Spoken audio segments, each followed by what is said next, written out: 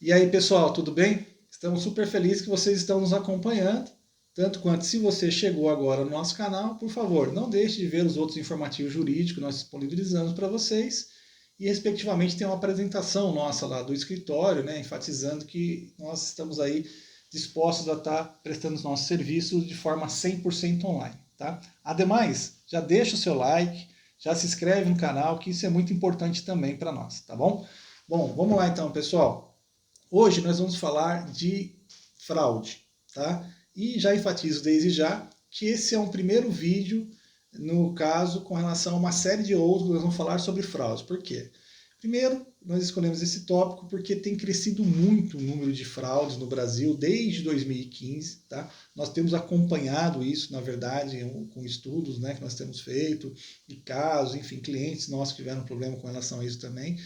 E, por consequência, também eu acho que é de suma importância, né, que vocês fiquem atentos com relação a essas questões que nós vamos falar, para que de fato vocês não caiam nessa, né, vocês não sejam envolvidos em uma eventual fraude, né, para que vocês também, de repente, não hajam em fraude contra uma outra pessoa, às vezes sem ter a devida noção com relação àquilo, às vezes a pessoa acaba cometendo isso também, né? Então é importante vocês estarem atentos a isso que nós vamos estar falando, né? Com relação à fraude, nós vamos estar falando de, por exemplo, o que está subindo muito, pirâmide financeira, nós vamos estar falando sobre isso, vocês devem estar escutando isso diariamente aí, quase, nas redes sociais, aí tem muita questão acontecendo isso desde 2015, né? Isso muito se deve também à questão do problema econômico do país, acaba muita gente querendo fazer investimento e não entende muito bem as regras do jogo, e aí acaba até sendo envolvida às vezes nessas questões, né? Dentre uma série de outras, né? Problemas também com relação a banco, né? Que acaba tendo aí, inclusive agora recentemente até teve também uma lei que inseriu novos artigos no CP, no Código Penal, né? Enfatizando a questão dos crimes eletrônicos, né? Então, por quê? O que são isso daí? São essas questões dos idosos que muitas vezes recebem uma mensagem, acabam sendo envolvidas nisso. Nós vamos falar sobre isso também nos outros episódios aí, né? Nas outros informativos que nós temos. Mas para a gente ir para esses outros detalhes, enfim, né? Com relação à questão da fraude, nós vamos começar do começo, né? Como diz o povo, nós vamos falar do quê? Nós vamos falar do estelionato, certo? E vamos fazer um comparativo do estelionato versus, por exemplo, o outro crime de apropriação de indébito, que é um crime aí, vamos dizer, em que pese ele não está inserido ali do 171 para baixo, que fala estelionato e outras fraudes, mas é um crime que também não é feito por meio de violência propriamente dito, e que tem aí uma característica de fraude também embutida nele, tá? E, respectivamente, vamos comparar com o furto, né, que também não é uma fraude, né, mas que muitas vezes algumas questões elas acabam sendo parecidas, mas não são propriamente dita a questão do furto, né? Então é importante a gente fazer esse comparativo para deixar claro para vocês o que é de fato uma fraude, né? Então isso é importante vocês estarem ligados nesses detalhes, nesses conceitos aí básicos aí, que nós vamos falar de uma forma mais dinâmica possível aqui e mais rápido também, tá bom? Então vamos lá, pessoal. O estelionato, né, ele está lá no famoso, né, artigo 171 do Código Penal, tá? Ali, o indivíduo, quando ele vai praticar, né, o autor desses crimes, quem pratica esse crime, na verdade, ele coloca a vítima, né, em erro, né? Ele faz ela acreditar que aquilo que ele está apresentando, convencendo ela, é uma coisa certa, vantajosa, né? Uma vantagem que ela vai obter. Colocando ela em erro, ele consegue se apossar do bem dela, na verdade, por meio disso, né? Já o furto é diferente, né? No furto você tem a questão do quê? De que às vezes você nem vê o meliante, né, que está levando para o seu bem da sua casa, enfim, de um local, até mesmo do seu próprio corpo, né, retirado aquele bem, e você não percebe. Ele não há aí, é uma questão de convencimento da vítima, né? Então isso é importante você estar ligado nessa diferença, certo? Então, inclusive até mesmo, muitas vezes a pessoa fala, eu fui roubada, tal. Roubo também já é outra coisa, tá? O roubo é quando você está sendo vítima de um crime onde a pessoa está usando ou de ameaça de violência ou da própria violência em si. Né? Então, por exemplo, ele está armado, está te ameaçando, que ele, se você não der o dinheiro, vai te roubar. Né? E aí sim, isso é um roubo. Já o furto também não tem isso. O furto, o cara vem, né, de uma forma gatuna, né, e te leva isso daí. E aproveitando aí a palavra gatuna, vamos aproveitar e vamos colocar aqui então um exemplo para vocês entenderem a questão do estelionato versus o furto, tá? E vocês entendem melhor como que é a questão da fraude em si, porque o estelionato é um dos frutos, dos mais antigos aí, das fraudes aí que são empregadas e também já vinha sendo qualificada aí no Código Penal, né? Então, pegamos aí a questão da energia elétrica, né? Muita gente sabe que não pode, né, na verdade, desviar a energia elétrica da companhia de energia sem pagar, né? Isso então é furto, né? Normalmente a pessoa conhece isso como furto, né? Só que há uma forma de que se agem, né, que o autor desse crime faz, que é caracterizada estelionato. Por exemplo, quando você desvia diretamente a energia do poste elétrico para a sua casa, onde é visível e tudo mais, você puxa aquilo diretamente para a sua casa, isso é considerado furto, tá? Então, é uma forma mais grosseira, vamos dizer assim, que o cara subtrai aquela energia para ele.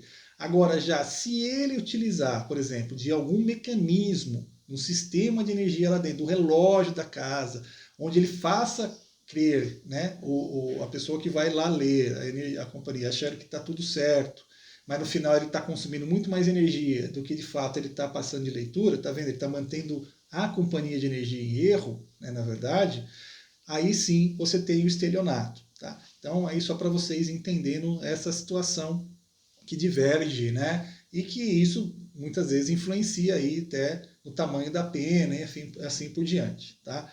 Então, nós estamos pegando um exemplo bem clássico aí, bem popular, na verdade, que até muita gente, infelizmente, acaba fazendo aí por seus N motivos, mas é importante que saiba que isso é crime, certo? E que pode gerar um problemão. Já conheci gente que foi envolvida, inclusive, numa situação dessa, e aí, meu caro, a situação é difícil de se reverter, tá? Isso aí pode dar uma cadeia sim, tá bom?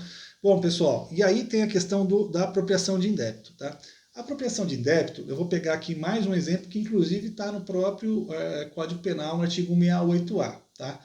Porque 168 é onde fala da apropriação de débito, tal, que é você obter para si, enfim, desculpa, apropriar-se de coisa alheia móvel, de que tem a posse ou detenção. Então, veja só, basicamente, você às vezes recebeu aquilo, né, aquele bem para você, só que você não destina ele conforme você tinha tratado com o indivíduo que deixou aquele bem sob sua tutela, sob sua posse, né? Onde você depois, de uma forma sorrateira, vamos dizer assim, você fica com aquele bem para você. Você não precisou nem convencê-la, né? Vamos dizer assim, nem a manter em erro de que você ficaria com aquele bem, né? Então, que é a diferença aí também com o estelionato. Então, vamos pegar aqui o exemplo do 168A, que é o seguinte: deixar de repassar a previdência social às contribuições recolhidas dos contribuintes na forma e prazo legal ou convencional. Vejam só,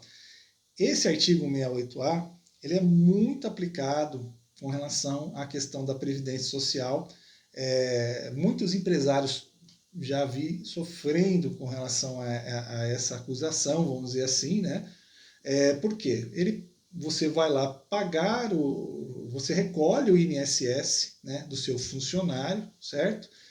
E que é por lei devido, né, que tem que ser recolhido, então você não agiu em erro com o funcionário. Você vai lá, recolhe aquele valor, só que a sua obrigação é repassar para o Estado aquele valor, né, para a contribuição social, e você não repassa. Né? Você faz isso de uma forma dolosa, né, de uma forma malandramente, né, como diz aí o pessoal, você fica com aquele bem para si. Tá? Então você está desviando esse numerário, né, de quem deveria receber na ponta. Então isso não é um estelionato, é um crime de apropriação de indébita, especificamente contido aí, qualificado, melhor dizendo, no 68A. Né? Então, é uma lei, vamos dizer assim, é um crime praticamente do âmbito tributário, isso aí vem, né, na verdade, e foi inserido depois, que o Código Penal nosso é muito antigo, foi inserido no ano 2000 essa lei, especificando, olha, se você pegar o dinheiro do funcionário e não repassar por INSS, isso é crime, tá? Então, porque acontecia muito isso e tal. E é lógico, né? Daí existem situações, caso concreto para ser avaliado, como é que foi a circunstância que isso ocorreu e assim por diante, para se entender que se foi feito com intenção ou não de se fazer aquilo também. Mas fica aí a atenção nessa situação. Então, por exemplo, às vezes você tem lá no seu contrato, não precisa ser só com o INSS e com uma outra parte, que você tem uma determinada obrigação, que um valor que vai ser disponibilizado para você, por exemplo, repassar para outra pessoa, né, eventualmente. Isso, né, você pode às vezes ter cumprido toda a outra parte do contrato, mas essa parte não. Então você ficou com o dinheiro para você, por exemplo, né? Então você acaba aí eventualmente, a depender da situação, sendo enquadrado, né, no código 168 aí, em virtude disso, tá? Como uma apropriação de indébito, tá?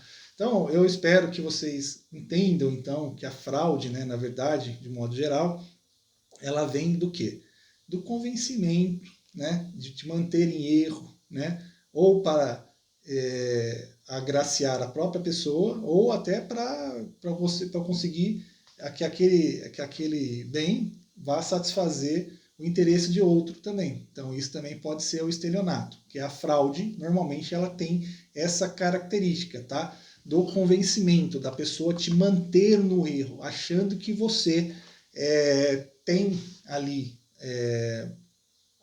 aquela certeza de que aquilo é um bom negócio, enfim, tudo mais, e na verdade ela dolosamente ela já sabia que aquilo não ia ser proveitoso, que aquilo era errado, e ela te colocou no erro dolosamente. O que quer dizer? Né? Ela te intencionalmente ela acabou tirando proveito da sua pessoa. Tá? Então, de modo geral, é só que para nós conceituarmos, entendermos que existe diferença.